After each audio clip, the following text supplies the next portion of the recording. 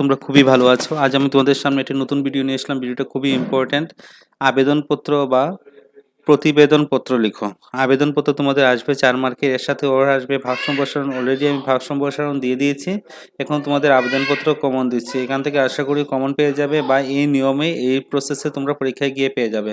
ভিডিওটা ভালো লেগে থাকলে একটা লাইক করে দেবে, চ্যানেলটা সবার সাথে ভিডিওটা শেয়ার করে দেবে, চ্যানেলটাকে নতুন দেখে থাকলে সবার সাথে শেয়ার করে দেবে, আর সাবস্ক্রাইব করে বেল আইকনটা বাজাতে কিন্তু ভুলবে না। একটা লাইক করতে প্লিজ একটা লাইক করে দিও। তোমাদের জন্য বহুত কষ্ট করে ভিডিও বানাচ্ছি, কারণ এগুলো কমন পড়বে, তোমরা পরীক্ষায় গিয়ে পেয়ে যাবে। চলো শুরু করা যাক আজকের ভেরি ইম্পর্টেন্ট ভিডিও। আবেদন বা প্রতিবেদনপত্র লিখো। 1 নম্বর, সাম্প্রতিক পণ্যমূল্য বৃদ্ধির প্রতি দৃষ্টি আকর্ষণ করে দৈনিক পত্রিকার মাধ্যমে উপযুক্ত কর্তৃপক্ষের কাছে একটি আবেদনপত্র লিখো।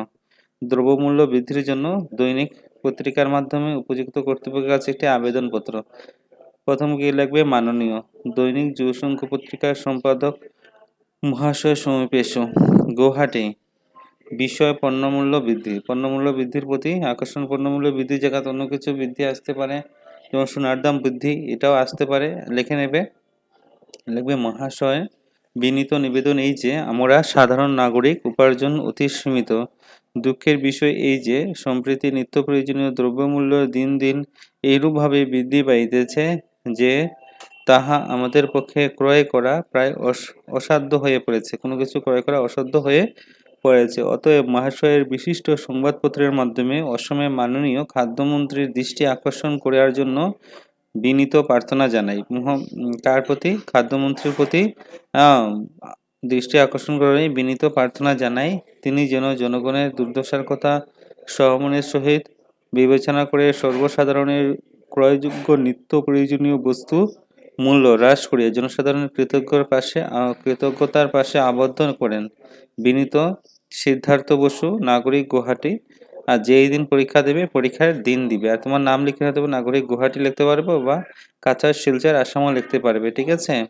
2 নম্বর দেখো, তোমার পাড়ায় অনুষ্ঠিত ফুটবল প্রতিযোগিতার বিষয়ে নীতিদৈর্ঘ্য প্রতিবেদন রচনা। ফুটবল এটা প্রতিযোগিতার নীতিদৈর্ঘ্য প্রতিবেদন। পাড়ার মাতৃসংঘ এবং নবোদয় ক্লাবের মধ্যে ফুটবল প্রতিযোগিতা। দুইটা পাড়ার মাতৃসংঘ এবং নবোদয় সংঘের মধ্যে কি এটা ফুটবল প্রতিযোগিতা আছে। প্রথম কি লাগবে? গুয়াহাটি 15 নভেম্বর 2017। 2017 থেকে 2025 লাগবে। পাহাড়পুর অঞ্চলে সরকার পাড়ায় উত্তর ও দক্ষিণ প্রান্তে স্থানীয় 2 ক্লাবের মাতৃসংঘ এবং নবোদয় ক্লাবেদের মধ্যে একটি সমন্বয়মূলক ফুটবল প্রতিযোগিতা অনুষ্ঠিত হয়। খেলাটি অনুষ্ঠিত হয় প্রশান্ত মাতৃসংঘের মাঠে। প্রতিযোগিতায় অগণক দর্শনের আগমন ঘটে। দুইটি দলের কর্মকর্তা প্রায় 22 জন খেলোয়াড় প্রায় 1 ঘন্টা পূর্বে আসিয়া উপস্থিত হয়। খেলা নির্ধারণের সময় ছিল বিকাল 2:30টার সময়। ঠিক আছে। ম্যাচ রেফারি বিকাশবাবু দীর্ঘ বাঁশি বাজিয়ে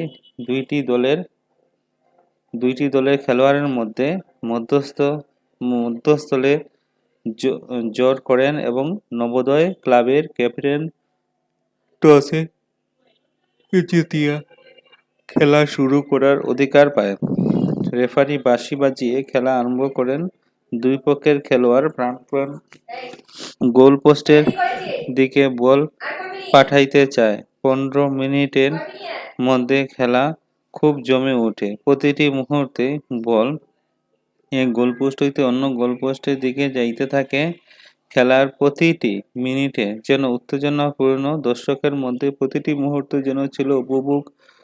বহু সংঘর্ষের পরেও কোনো দলের খেলোয়াড় প্রথম পর্যায়ে কোনো গোল করতে পারেনি। 10 মিনিট বিরতির পর খেলা পুনরায় শুরু হয় এবং উভয় পক্ষের খেলোয়াড় মরিয়া হইয়া খেলিতেছে। দর্শকের মধ্যে উত্তেজনা ও গুঞ্জন। কোনো পক্ষে গোল করতে সমর্থন হয় নাই। অবশ্যে খেলা শেষ হওয়া 5 মিনিট পূর্বে নবোদয় ক্লাবের খেলোয়াড়গণ রতন দে অসাবধানবশত তাহার গোলসীমার মধ্যে হ্যান্ডবল করিয়া ফেলে।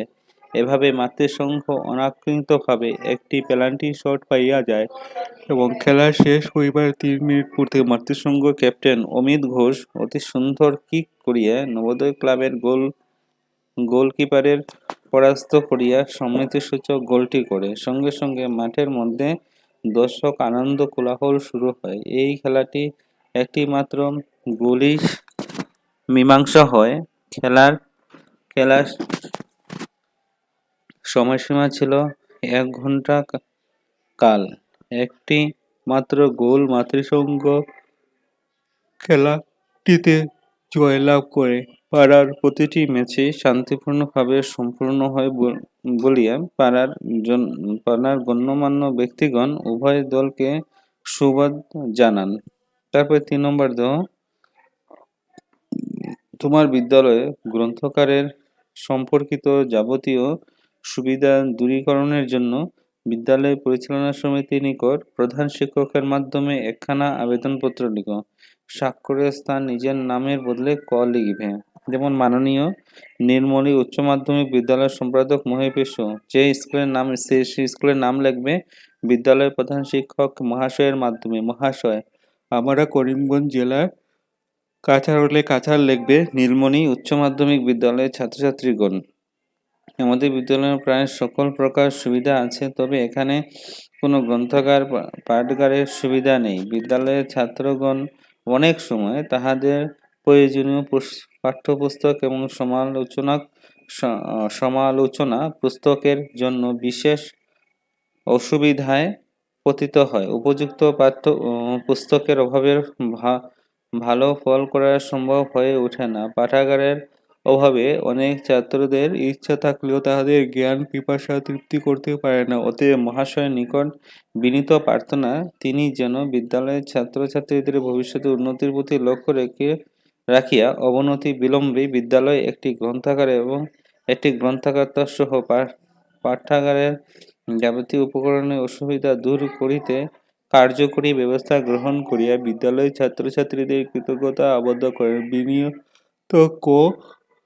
বিদ্যালয়ের ছাত্রছাত্রীর পক্ষ হইতে স্থান ভগতপুর, যে কোনো স্থান দিয়ে দেবে আর পরীক্ষার দিনের ডেটটা দিয়ে দেবে। তারপরে সংবাদপত্রের জন্য নিম্নলিখিত বিষয়ে একটি প্রতিবেদন রচনা করো। পরিবেশ দূষণ তীব্র নিয়ে তোমাদের অঞ্চলে সবাই উদ্বিগ্ন। শিলচর 2017-2026 লাগবে। শিলচর জেলার উদাহরণ ছোট কারখানা আরও ব্যবসায়ী প্রকোপ বেশি, তাই অর্থ উপার্জনের দিক থেকে এখানকার মানুষ যত সচেতন, পরিবেশ দূষিত ও গাছপালার দিকে ততটা নয়। তাই এখনো পরিবেশ ও প্রকৃতির উপেক্ষিত নাগরিক জীবনে পরিবেশ প্রদূষণে ব্যতিব্যস্ত। তাই সরকারের উদ্যোগে ৭ নভেম্বর অতিরিক্ত জেলাশাসকের উপস্থিতিতে উদাহরণ স্কুল ময়দানে পরিবেশ দূষণের প্রতি লক্ষ্য রাখি একটি বিশেষ সভা আয়োজন করা হয়েছে। কিভাবে পরিবেশ দূষণ করিতেছে, কিভাবে তাহার প্রতিকার করা সম্ভব হইবে, তাহার বিস্তার আলোচনা করা হয়। এই আলোচনায় উপস্থিত ছিল স্থানীয় এডিসি সাহেব, স্থানীয় স্বাস্থ্য আধিকারিক ও গ্রামবাসীবৃন্দ। এই উৎসবে স্থানীয় মহিলা গান গাইল।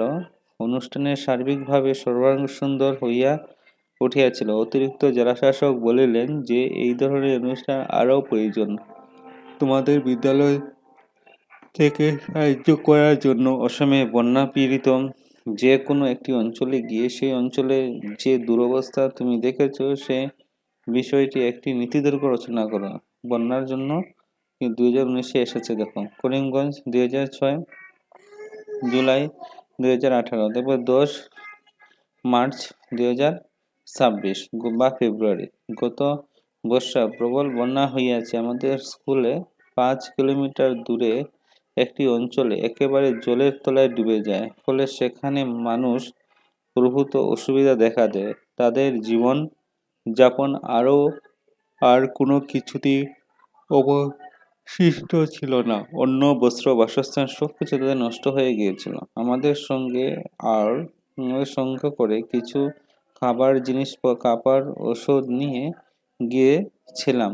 বন্যার ফলে সেখানে মানুষ দূরের একটি উঁচু রাস্তায় উপর বাস করতে থাকে। সেখানে দেখলাম তাদের ঘরে কোনো খাবার নেই, কাপড় নেই। ছোট ছেলেমেয়েদের অসুখ দেখা দিয়েছে।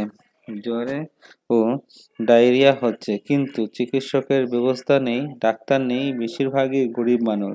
সকলেই পেটের খিদার জ্বালায় হাহাকার করছে। সকলে অর্থ সম্পদের ফসল হারিয়ে ভীষণ সংকটে পড়েছে। সামান্য খাবার, অন্ন, বস্ত্র আকুল বিকুলই করছে। ছোট বড় সকল ছাত্রদের স্কুল বন্ধ। বন্যায় লাঞ্ছিত মানুষ জুটজাটি স্কুলে আশ্রয় নিয়েছে। সুতরাং দুই তরফে পড়াশোনার বন্ধ। বন্যা আক্রান্ত ছেলে মেয়েদের বই খাতা জলে নষ্ট হয়ে গেছে। এটা হলো তোমাদের অতি ইম্পর্টেন্ট তোমাদের চিঠি বা রচনা বা নীতি দৈর্ঘ্য। পরীক্ষাতে আসবে 4 মার্কের।